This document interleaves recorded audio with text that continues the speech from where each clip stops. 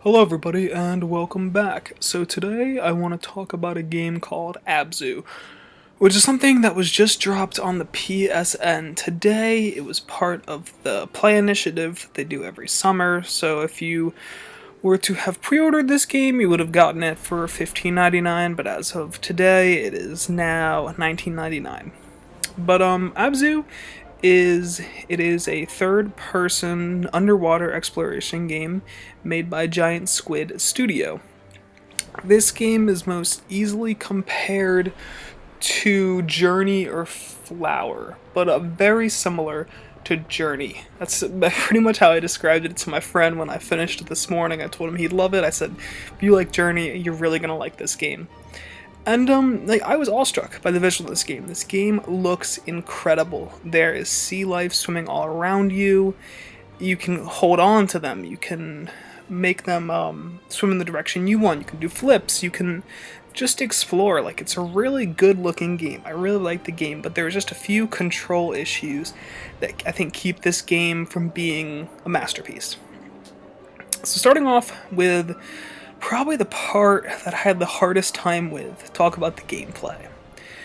So at first the gameplay was inverted, which I never play inverted, and I was really struggling when I first started playing the game, so I switched it, and then so I had it on normal, but the game still just didn't feel right. Like, there's just something off about the swimming underwater in this game.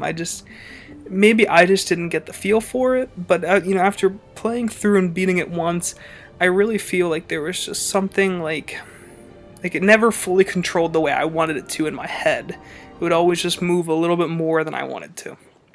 But that part's excusable. The worst part was and minor spoiler here, there's not going to be any spoilers in the video for the most part, but I might talk a little bit about stuff when I'm talking about the game. But minor spoiler here is when you hop out on land.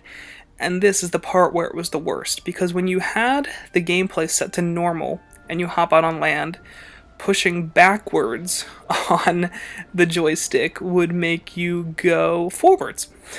Or pushing forwards, you to go backwards. So the first time I hopped right out of the water, hopped up on land, pushed forwards, and went back right in. So from then on, playing the game, every single time I hopped up on land, I had to swap the control, and every single time I hopped back into the water, I had to pause and swap the controls. Looking back, it's not the biggest deal, but it is a problem for a game where you have to pause to change the controls every, later on in the game. It happens, every couple bits to solve some of the puzzles. And, that is really the only problem I have with the game as a whole. So, the gameplay is just not fully there. It feels fine, but it's not, exactly what I wanted. But moving on there to the levels in this game. The game's split up into a couple different areas, not going into too much detail about each specific one. They each look really cool. These guys created an awesome underwater area to explore. I like that there's just stuff tucked into nooks and crannies. You can find these shells that are collectibles. You can find these little open ways in the water, in the ground, where new fish can come out if you go up to them. But other than that, those are really the only things that are interactable in the game. You can go on the fish. You can but that's really it. There's meditation spots where you can sit and look at fish. But other than that, there's just not too much to do.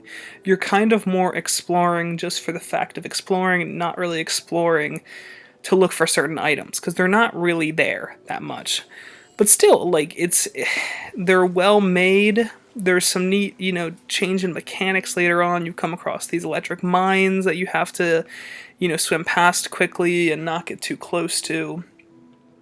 Each level's really cool, and I think it concludes in a very nice way, coming back to an older area. It's all done very well.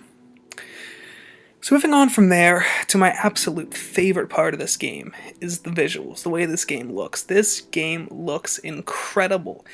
It's the best part of the game by far. It was one of the reasons I kept going with it was, I think it just looked incredible, and I wanted to see what the next area looked like.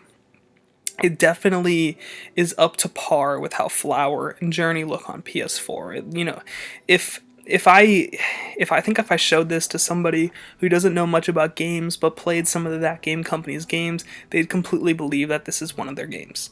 I mean, it looks just like that, and it plays very similar to how a game like that might play, with like the different control scheme of the right trigger moving forward and X to move faster. Like, it very much shows that, and I forget the guy's name, but I know there was one guy that moved over to work at the studio that came from that game company. You can definitely tell that there is some that game company blood in this game.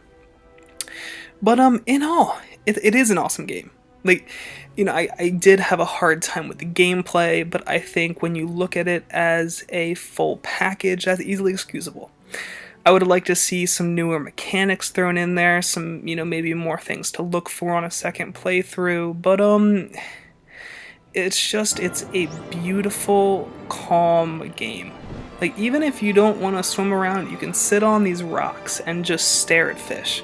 Like, it's a meditation spot, and then the camera goes off of you and the camera just follows a fish, and then you can swap around to all the different fish in the whole area, and you can just watch them swim around.